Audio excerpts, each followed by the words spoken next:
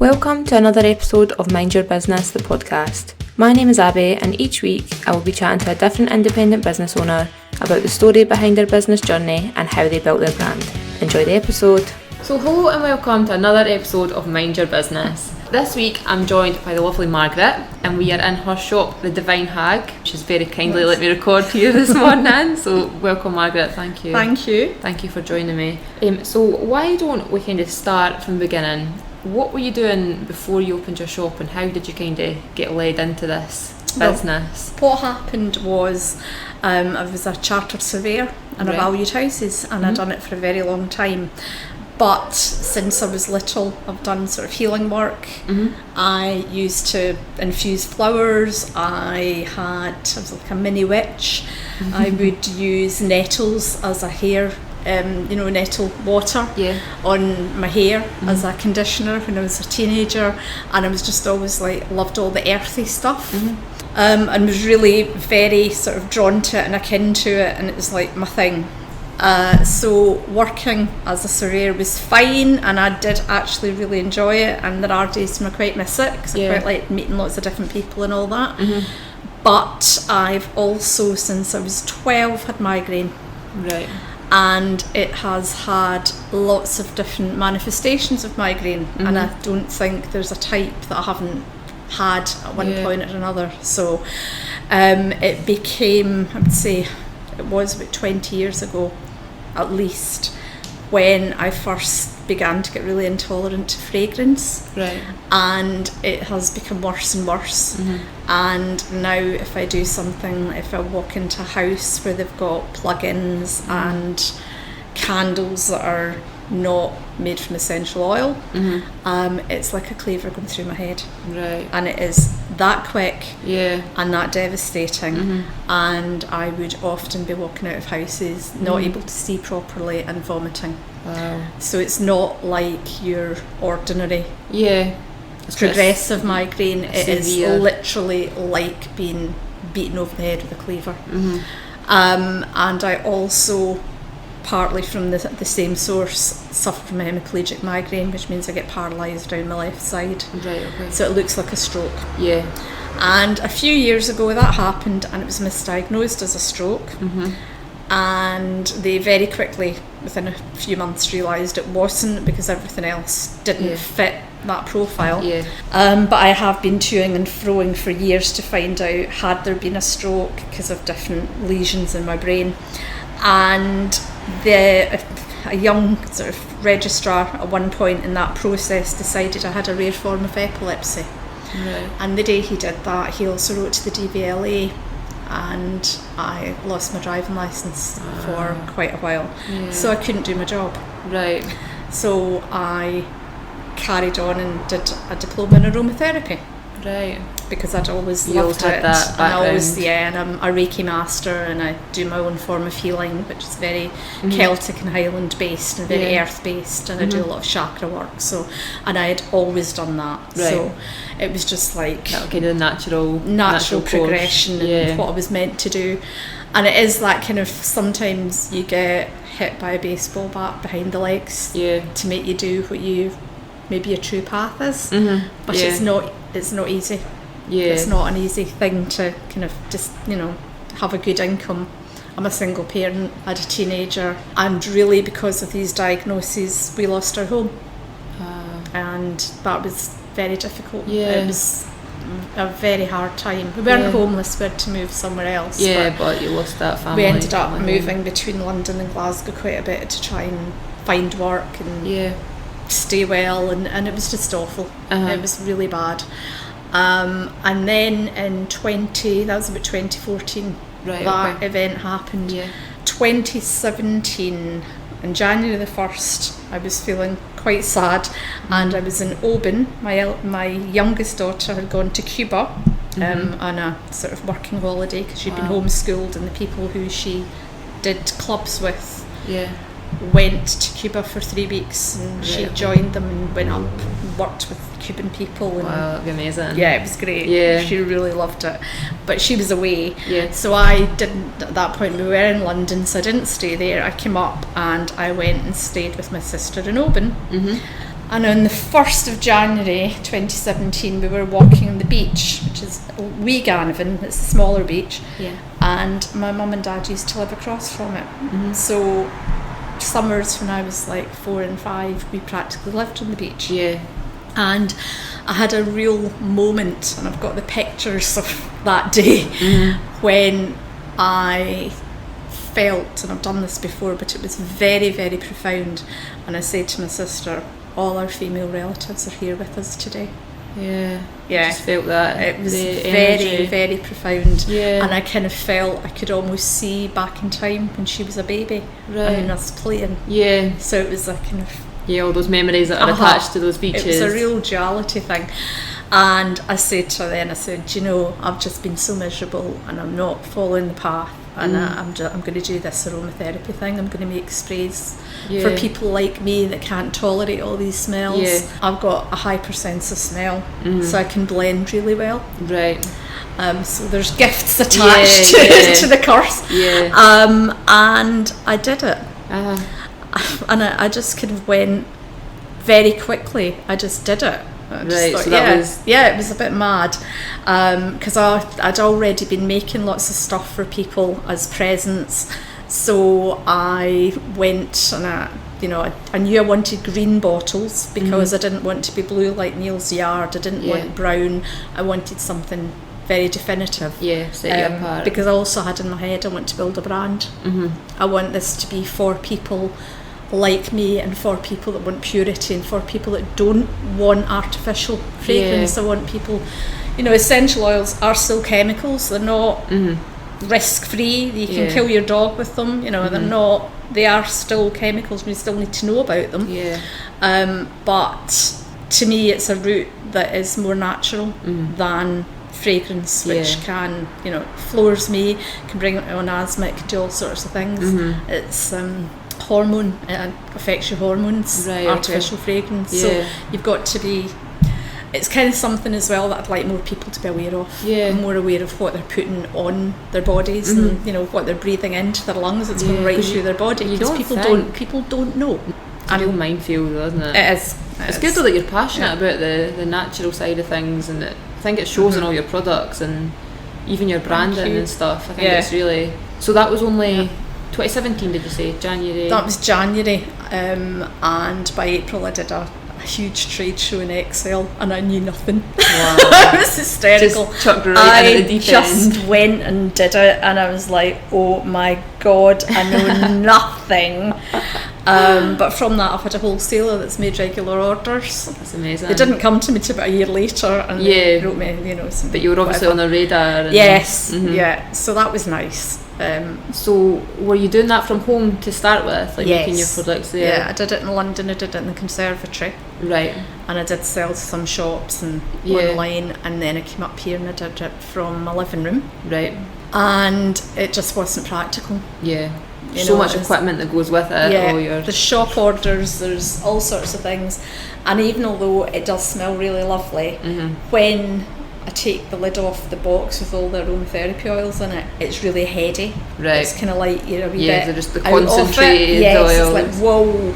And having that in the house isn't really the best way forward. So I really needed premises, and I kind of wanted a sort of industrial workshop type thing, but then it's smelly, and also I didn't want to be I couldn't be beside food, and I didn't want to be beside a garage because it'd be smelly and the noise would do my head in, etc. So I looked here in the Salt Market and saw this place and thought, right, well that would work, and I got heads of terms, and then I got a business loan because that was the only way I could do it by this point.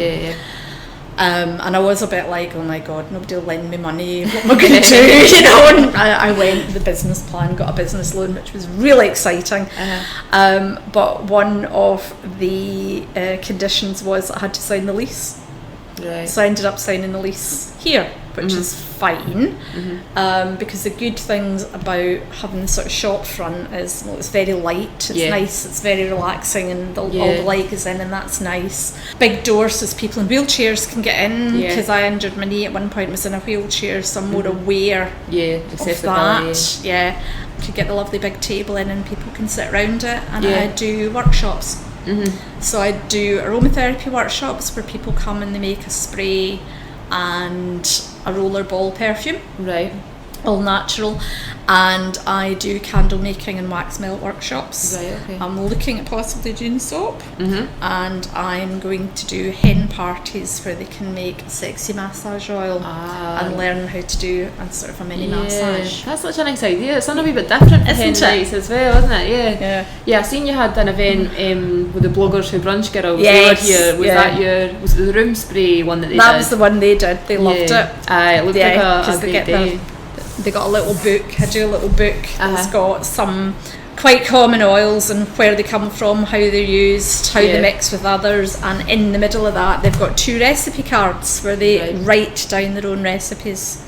So can they kind of mix the fragrances that they like and create their own kind of signatures? That's exactly what they do. So they get a 100ml bottle and a 10ml rollerball oil. And I provide everything. And they can try oils that, like carnation oil, but they wouldn't necessarily, it's not one that you'd go out and buy, and it's quite expensive. They can try things that just aren't there in the shops. That's a good way to kind of get into it, isn't it? Because they are expensive, I imagine, to buy all the different oils, and it's quite a minefield to know. So do you kind of have any tips for people who are looking to get into it, the kind of place to start, a good oils for beginners? Or I think ones that are really good and really uplifting, and one when I did a lot of when I was doing Reiki, are lemon and chamomile.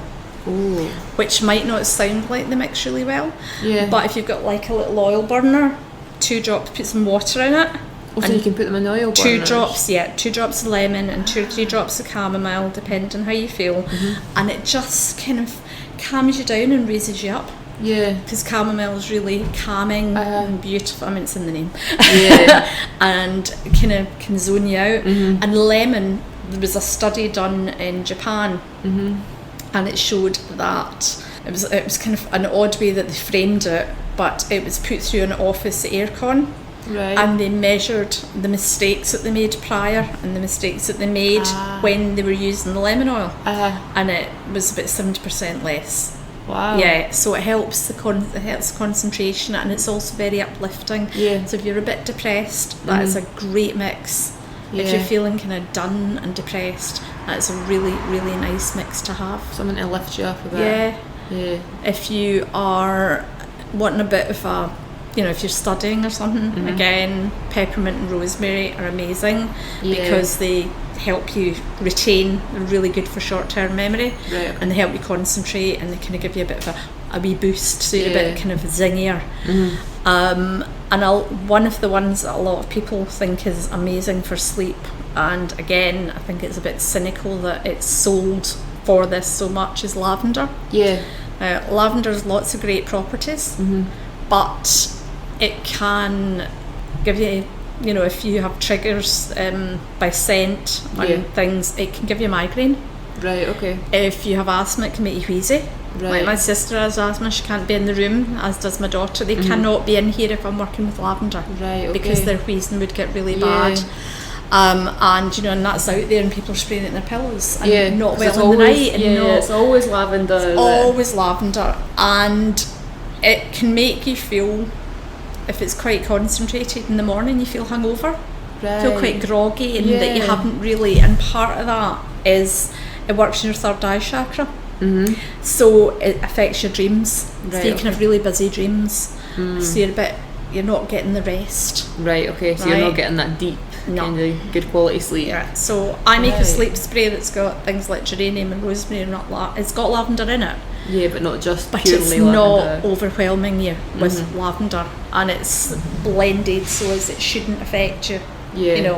As I say, they're all hypoallergenic, but there's always going to be somebody that may have an effect. They've all been tested in hundreds of people, but there could always be someone.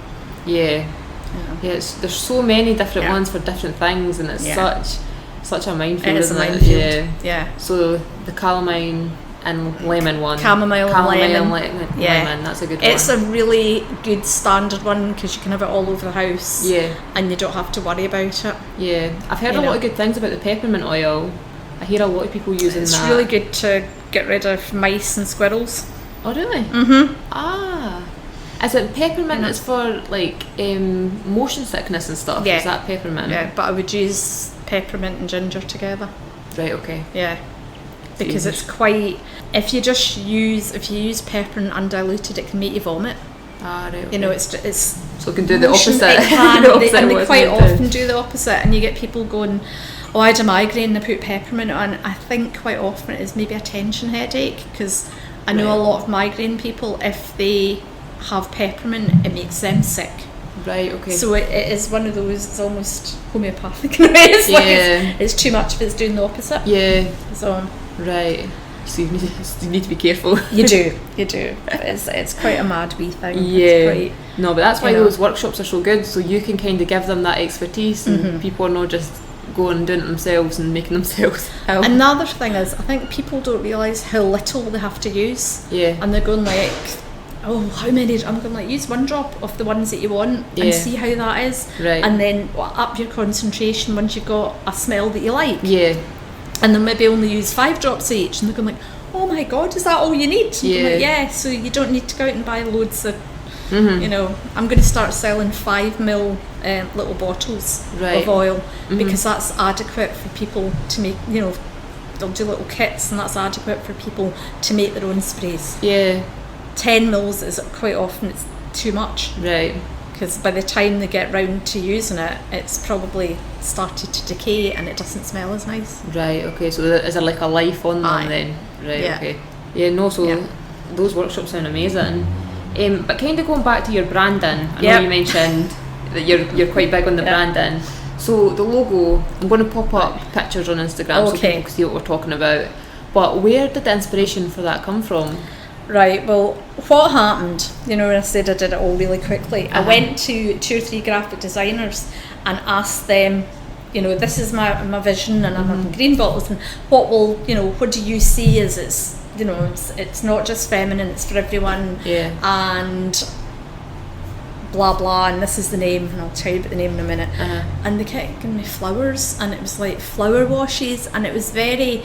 Somebody gave me trees, and I'm thinking, that's Neil's Yard. I'm not stealing Neil's Yard's logo. You know, it's too close. Yeah. So I did it myself. Yeah. And it's first of all, and I can show you the pictures on my phone, because the first one was a bit like a steering wheel, because I did it in a circle, and I thought, no. And I had a friend that said, I think you need something runic and almost Game of Thrones-y, and I'm like, so I ended up with that, and then I gave it to my friend Pam, and she put kind of the seed pods in the end and sort of feminised it a little bit, and then we gave it to a graphic designer just to finish it and get the right typeface, and what we've done is we kept the seed pods, and they are a different colour in each product. So if you just look at the front of the bottles, you can see what the product is by seeing the colour in the little pods. And it's the female triplet, so it's maiden, mother, hag. It's 3 ages being a woman, because it's a very female. It started off being very female based, because I do things for menopause and periods, and you know, mainly female transitions. But men really like them as well. So so it's kind of like the different stages of being a woman. That's what. Wow. And I don't mean we've all got to be mothers. I mean fertile time when you're having periods, or you've got endometrial or whatever. You know, it's that part of being a woman, not having to give birth. No, it's just kind of supporting you through those stages of life. No, I think that's amazing. And the name? Yes, the Divine Hag. The Divine Hag. This is, to me, it's very Celtic, it's very Highland, it's very earth-based, it's very Scottish, and that's part of the reason I came back to do it in Scotland. I wanted it to be Scottish, and as it all came to me in Oban, I wanted it to be very kind of West Scotland based. And I was very close to my grandmother when I was growing up. Yeah. And she was from Barra, and she was a war widow, and she was left with 5 children to bring up. Wow. And she moved to Oban, and she worked in hotels as a cook. Right. So she was a great cook. Yeah. Right, and we all remember doing scones with her fag hanging out her mouth, and she just seemed to be able to turn. And the fag, it was fascinating as a child watching this fag and wondering if it was going to end up in the scones or not, and it never did. It was like a skill. She'd turn her head, and the ash would fall on the floor, and it was absolutely captivating. But I really, really loved her. And she was quite hard. She wasn't that much a pushover, but she was very funny. And a lot of young men at the time from Barra used to come to her house and be around her, and they called her the Gaelic, which I'm rubbish at pronouncing because I can't speak Gaelic anymore. Yeah. But that's Scottish Gaelic for the old women. Right. And that was what I was going to call the company. Mm-hmm. And I thought, do you know what? I can barely say it. I can't spell it. Yeah. It's not really we're not going to get real in the world with that. And it's too niche. I just thought, no, it's too. Yeah. And my son-in-law said, look at the Divine Hag, because he'd been learning Gaelic. And in Gaelic is the Divine Hag. Right. Right. So I looked it up. I'm like, what are you talking about? He said, Wiki it. So I looked it up in Wiki, and there are 3 Divine Hags. Mm-hmm. One in Scotland, one in Ireland, and one in the Isle of Man. And that's the 3 most famous. Yeah. And the one in Scotland is in Argyll. Oban's in Argyll. Mm-hmm. I could practically see where she walked. Yeah. And there's legends about this hag, about her washing her cloak in the Corryvreckan and throwing it over, the mountains, and that's why you get the snow. And there's in spring there's a fight between the winter hag and the summer hag. Right. Okay. And if the winter hag stays asleep, then the summer hag come an earlier spring. So there's a whole big story to it. there's a whole legend to it. Lovely. And I also, and this is slightly back to front if you will, because I was 55, 56 then, I loved the idea of the word hag being reclaimed. Yeah. I just, because you get, oh, you're a hag. Yeah, I am. And I hope to be a hag for a very, very long time. Wear with pride. Absolutely. And, that's two of my hashtags that I use all the time, a reclaim the hag and happy hagging. Oh, yeah. I love that. That's so good. Since I've done this and been talking about it, I just keep seeing articles now about women in their 50s. Oh yeah, I've got a new life and I've got this business and I do that. And it does seem to be coming more, more people are talking about menopause, more people are coming through doing things at this age. Yeah, totally. So that's, and I would say that 95% of people embrace it and get it. And especially younger women really like it. And, because it is the whole mythological and kind of slightly Wiccan kind of thing to it. Some older women who I feel maybe aren't that happy and don't worry about that word are not comfortable with it. Right. And I did have to have that moment of balance, is it right or wrong, and I kind of did a little straw poll to find out, and just people do like it. It's very definitive, it's easy to remember. They remember the laugh, and that matters more to me. I think even like just seeing it for the first time, it's a great logo, it's a funny name, like you say, it's a nice name, but then when you hear that story behind it and like the links to your family and like that's such a nice story. Thank you. I mean, people are like, who would have gone to get gym clothes from something called Sweaty Betty? Yeah, exactly. And I just thought, somebody actually said that to me. They went, well, would you... There's so many. What's that clothing shop? Is it Fat Face? Another one. Yeah. There's things like that, and I just thought, I'm keeping my name. Yeah, I think if it resonates with you and it feels right, you can't really worry about what people... And I do get called the hag. Do you? No, people do actually, oh, you're the hag! And I'm like, I am. Reclaiming it. Yeah. No, I love that. So there was never any other names in the running then? It was kind of that, I'm not even going to try and say that word. And Gaelic. You'll have people phoning you, but that's not how it's said. That's how you pronounce it. So that was always the route. My grandson's just started at the Gaelic school, so no doubt he'll be able to help me with it. He'll be correcting you. Yeah, so obviously you have so many products. Is there one that's your favourite? Do you have a kind of favourite to make, a favourite to use? I've got 2 at the moment. Can I give you 2? Yes, go One for is it. the sleep spray, because it does what it's supposed to do, and I get so many people writing and thanking me. Right. Or going on Instagram with a sleep spray in their hand saying, this is the one that works. Yeah. And I just think at the moment it's still a bit of an underground product, and I just like to get that out there because it does work. It's amazing and it really helps people. And the other one, which I'm so happy that it works, and I was working on it for 3 years. The Midgie one started off as an oil.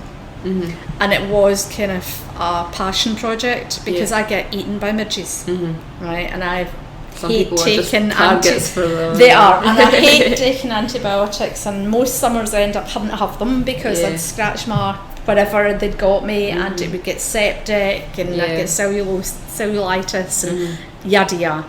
And I really desperately wanted something that wasn't full of chemicals and would be not good for you, but not bad for you. So I did it in oil, and one of my friends loved it in oil because she went off wild camping and tested it, and she thought, oh, it's great, it can go all over your clothes. And I thought, yeah, but it's dripping. We don't want you to have to pour it over yourself. Take a bath in it. So I came up with balm, and it's a vegan balm. Right. So it comprises soy wax, cocoa butter, shea butter, so it really goes on really smoothly, and it's really nourishing for your skin. And I have had people saying, oh my god, it feels great, feel my skin. I'm going like, that's the next balm. And it has bog myrtle in it, which has been traditionally used in Scotland for hundreds and hundreds of years for midges. Right. Because you get all this like, oh, I burn my citronella candle and still got... Yeah, that's for mosquitoes. Right. You go to the land where the problem is for the resolution. Yeah. And next year I'm bringing out one for mosquitoes that will have basil and geranium in it, because they work really well for mosquitoes. Yeah. But it's a different beast to midges. Yeah. So it's got bog myrtle, but because bog myrtle is so pungent, it is balanced by a tiny bit of citronella. Right. And lemon eucalyptus, and it's more for their antiseptic properties than their anti-midgie properties, because I don't believe they really work in midges. Right. And finally, it's got a little bit of colloidal silver in it. Ooh. And that's, if you do get bitten, it'll help with the healing. Right, okay. And also on the woo-woo side of things, silver's used against biting creatures. Right. So you had silver bullets for werewolves and Dracula. Yeah. Keep them at bay. Let's just cover everything. Yeah. So it's got a little bit of colloidal silver in it as well. Right. So it's slightly, it's a bit different from the other things that are out there. Yeah. And it's been thought about for a very long time. Yeah. And it's had amazing reviews. People absolutely love it. Yeah. So I'm very, very happy with it. And I went to Benmore Gardens, and I stood under a tree with it on. Yeah. And was in a cloud of midges and walked away with not a bite. Wow. And at that point, that's putting it to the test. I've got something. Yeah. That must be amazing though for you to obviously put so much hard work into these products and then see the real results that people are getting. Is that makes me cry? Yeah. Because I get that, if I get a nice review, I get all teary. Aye. So I can imagine if it's a product that you've literally put your blood, sweat and tears into, that must be amazing. Oh, yeah. And when people, because sometimes people send me emails and things, and I'm like, and they'll put Beastie Balm or Study Spirit, and I'm a wee bit tentative in case I still got bitten. And I open it and they're like, cannot believe how good. And I'm still like, oh, it works. It's still working. No, that's amazing. But I'd really like to get more people using it, because I got quite frustrated with the amount of shops that I approached, on the West Highland Way and things, and didn't even get replies. Because that's a perfect place for it. And I get people coming in who have used it and everything and buying it again, or buying it for free. I mean, I've had people buying 5 for all their friends and things, and saying, why aren't you in such and such and wherever? And I'm like, well, I wrote to them. Yeah. They won't speak to me. That's mad. And I do find that a wee bit frustrating, but I'm just keeping pumping away at that and keeping trying. Yeah, it does come once the kind of word of mouth gets out, and then they'll not be able to ignore you. Yeah, so it's up in Aberdeen now as well, so. Wow. Yeah. So do you have suppliers kind of around the country then? Yeah. Oh, that's amazing. One more! No, that is so amazing. So what is the master plan then? Just keep getting the products out there, or do you have any? Well, I'm about to launch the Hag at home. All right. Tell me more. That sounds intriguing. Which is, I've got the catalogue and things just about ready, which is kind of people selling it at gatherings, so it doesn't have to be party plan, but it does lend itself to that. Yeah. Because we've got candles, wax melts, all sorts of things. Yeah, loads of stuff to smell. And it's sort of women doing it for other women. Yeah. And bringing people together. So things like, somebody wanted to get a starter pack and then they could do it in their nursery or wherever. Yeah. So that's exciting. It's quite. I'm terrified. It's like it's exciting, but it's kind of it's like a big hill. Yeah, it's always so it's scary. Slightly intimidating at the same time. That. Yeah. Because you've probably had that idea in your head for a while, and it's actually bringing it when it starts to become real. Yeah. But it's like it's manifesting, isn't it? Yeah. It's the same as I could see what the shop was going to look like before I opened it. Right. You always had the vision. And I think this product is really good. Yeah. I couldn't sell something I didn't really believe in. And I think that, there's a baby one which is much nicer for people to have in an oil in their nursery than to have a plug-in. Yeah, to have all those chemicals. And for mums to sell that to each other. Yeah. And that's kind of bringing like the woman, like the 3 stages there, like absolutely womanhood, and it's all about women empowering each other, and I think that's amazing. And it's also, what's really nice is I don't want to do it like a multi-level thing, because I don't like pyramid selling. It just, there's something in it that makes me kind of bulk. It can be a bit icky sometimes. So I want to do it that they're all kind of consultants, they'll learn about it and they're making money on it as well. Yeah, because I suppose if you've got this product that you're passionate about, you want the people to know about the product and not just be flogging it. And like you say, those ones where they're given the product, they don't know about it, they don't really have much information. You want to kind of them to be as knowledgeable as you. Yeah. That would be amazing. Yeah, and to use it and love it. And, so. That is so fingers crossed for that. That is so exciting. Exciting things happening. Yeah, I'm kind of scared about that, but. No, honestly, that sounds brilliant. So, this is a wee section that I like to call Check Them Out. So, if you have any independent businesses that you want to give a wee shout out to, go for it. Okay. One that's been really supportive and amazing is the Glasgow Girls Club. So, big shout out to Laura. Yeah, love Laura. I love Laura. Branding by Jules, who's actually having a workshop in here in a few weeks. All right. Yeah. Lucy Bradley, medical herbalist, who's also having a workshop in here and has a great online course about herbalism.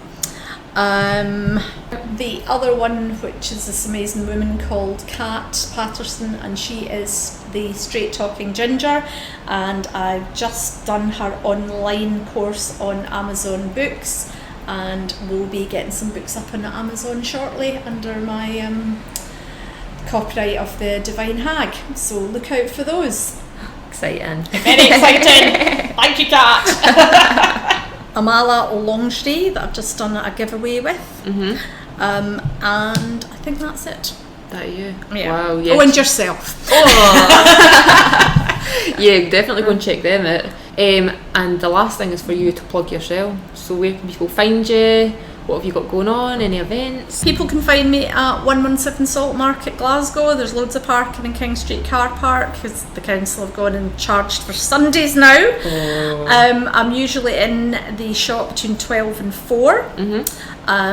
But if you are coming in and you want to make sure I'm here, just give me a wee phone call on 0775 515 or a wee text, because it's still only me in the shop most of the time, and if I'm not here, it's a shame for somebody to check in. I am running workshops on candle making with wax melt making And the reason that we do both of these at the same time is that you've got to cure your candle. So you've got to put this lid on, put it in a dark place and leave it for a month. Right, okay. So as you get a bit of scent, because it's aromatherapy oils, so you're not ever going to get it as heavy as the sort of chemical things.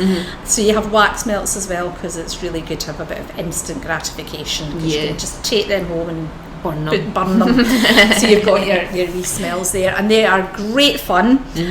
So there's more of those that are about to go on Eventbrite, probably today, and they are usually by the end of the month, and they're £35 per person. That's great. And I also do aromatherapy workshops that are usually run the same weekend, but on the other day. So if I do one on a Sunday, the other will be Saturday. And you do 100 millilitre room spray and a 10 millilitre perfume. Wow.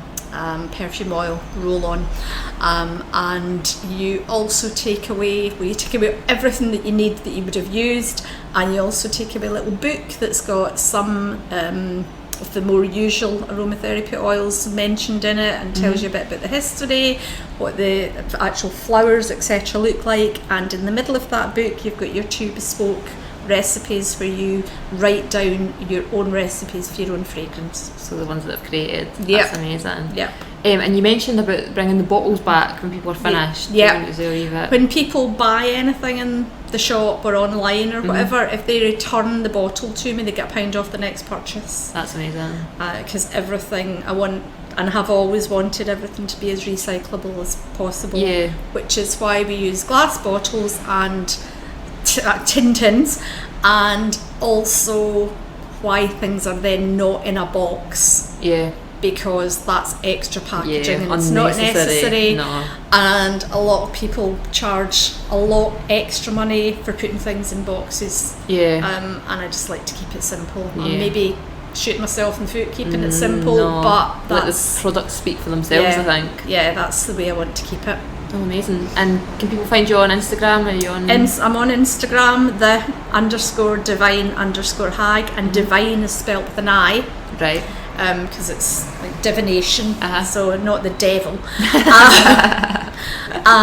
Facebook, so it's the Divine Hag on Facebook, and I'm on LinkedIn, but I can't remember whether it's my name, which is Margaret Morrison McLeod, or the Divine Hag. Right.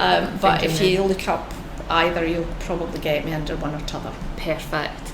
No, definitely go and check Margaret out. And your website as well, you sell the website, www.thedivinehag.co.uk. Full shop is on there. Perfect. The doggy sprays are coming up, and they're not on there yet, but they'll be on soon. So is that the ones that you put on the little bandana for the dogs? You shouldn't really put essential oils onto dogs, because one, if you don't know what you're doing, it's not, you might be putting on something that could poison or kill them, so you need to be really careful. And two, and as a person who has a very heightened sense of smell, I identify with the dog about this. If you're putting something on the dog and he doesn't like it, he's stuck with that smell that's overwhelming him or her, and it's not nice. So the way that I've done it, and I've got one it's just been released, and another 2 that are coming on, is I worked with Be Yonder, who are a social enterprise, and they made kerchiefs for me. Right. So you have a doggy spray, and the first one's for nervous puppies. Aww. And you spray that on the kerchief, and then you put the kerchief around their little necks as a cute kerchief. Yeah. Or you can tie it onto their collar. Yeah. Oh, that's so cute. So it is so cute. Yeah, so they're getting the oils and they look cute in their wee their wee bandanas. And dogs have trialled it, and it did help with their nervousness. Oh, that's amazing. So that's coming soon. It's coming soon. Perfect. Well, thank you so much for chatting with me. It was great to hear all about your business. Definitely go and check out Margaret on all social medias, and I'll pop up some pictures of our shop on Instagram, so you can see that. You can see the lovely branding. Thank you for listening, and I'll speak to you next week. Bye.